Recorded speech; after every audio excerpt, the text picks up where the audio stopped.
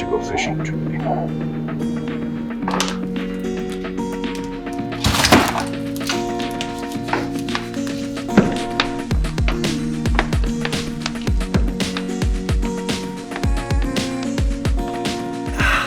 Good morning, everyone.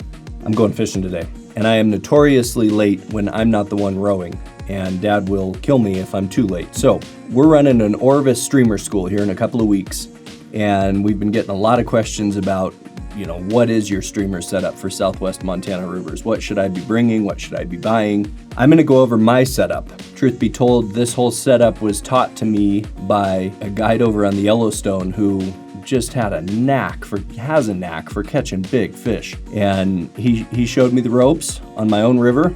Talk about humbling. And then he moved over to Norway and started a lodge. I'll link to that below. But this setup has been awesome. And I highly recommend it if this is what you have, to stick with it. I'm switching today to a whole new setup that I'm really excited about, and I'm gonna go over that too. But for the past, almost 10 years, I've been fishing a pretty stiff streamer rod. For the past 5 years, it's been the Orvis Helios 3F until I broke it in a car door. So I got the 7-weight D. I'll be the first to admit I am not a big fan of the Helios 3D in a 7-weight or a 6-weight for streamer fishing with a sink tip. How many qualifiers do you need in that statement? But this is a pretty aggressive taper from pretty thick and stiff down to a nice soft tip. And for what I'm doing with big flies and a sink tip, the tip tended to taco because of that quick taper.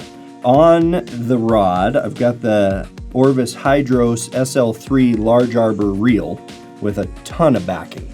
You don't need that much backing. And then I've got this Sonar Titan Type 3 sink tip. That's the taper profile. So you're casting, and then at about 25 feet, it starts to build 25 feet from the fly. And then it's heavy sink tip right there at the last, 10 feet. And what that allows you to do, on the big hole, for example, you've got deep edges, sometimes all over the river, and you don't want a whole, 30, 40 foot sink tip down in the river that you're trying to retrieve that ends up getting caught on all sorts of things, and you lose way too many flies that way. I want something that'll get to the target and then sink down into the position where I think the fish is and be able to fish that fly. Think high water, tickling behind rocks, right against the bank, under trees. You're sniping into spots and you need that fly to sink down. It's been a great line for me. Then at the end, I've been running 30-pound fluoro in about a 3-foot section to a swivel. And then off the swivel, about a foot, 2 feet of 10-pound fluoro to a loop knot to my fly. So you've got your sink tip, which catches a little more current and pulls on that leader. And these flies are designed so this one, for example, has the bottom belly like a real brown trout does, has a light colored bottom and a dark colored top. If it's swinging upside down and looking like it's alive, fish are smart. They're not gonna go eat that. But if it's down here looking brazen and swimming in front of a big fish, like a real fish, it's gonna get killed. So what this swivel does is it keeps my tippet down just a little bit, and then when the line does get pulled, this swivel spins and keeps the fly swimming as it's supposed to. This year, I'm changing all of this. Orvis redesigned the Helios. This is the H4, and I know I just talked all sorts of trash on the D, but they changed the taper in the D this year. And it's not that it's less stiff now, but they changed the profile so that there's more energy transferred to the tip throughout the rod, a more progressive taper, which solves that tacoing issue that I was getting on my 7-weight. So now, with lighter swing weight on this rod, I'll link to our Helios 4 review, a lighter rod, and then a whole new line and a much smaller reel, my shoulder is gonna thank me. So let's go over the line first. I've been using the Sonar Titan And I'm now going to the Sonar Trout Express in a 210 grain for a 6 weight.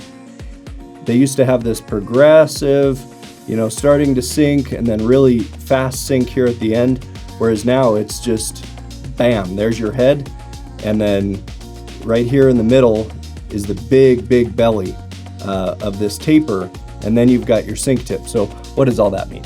That means short casts. You don't need to make a big back cast to make a long forward cast anymore. All you have to do is strip into that head, lift it, it comes popping out of the water, your back cast is loaded, and then in one cast, you're shooting to your target, and you're able to manipulate the line, mend it, and tickle it into these spots, knowing that that tip is still pulling your tippet, your leader, and your fly right down into the spots you need. So much easier on the arm, much easier after a long day of casting, and more accurate of a profile. So Sonar Trout Express, I'll link to it below, which gives me the opportunity to go with a much smaller reel. I don't need a bunch of backing, but plenty will fit. More than enough backing will fit behind this line on this new Mirage. It's actually at the 4.5 weight, but on this rod with the lower swing weight, which I went over in that other Helios video, this is going to be a dream to cast. That's my setup. I better go put a line on this reel and meet my father. Loop back with you guys and let you know how our day went. Take care. Oh yeah, and I forgot to address these. Yes, you can buy these little leader tips that are going to be billed to you as you just loop it onto the end of your line and it'll be the sink tip foot. They're a nightmare to cast.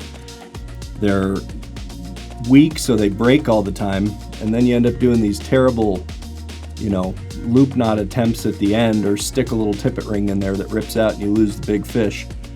Don't do this. Go buy yourself this. Okay, that's all.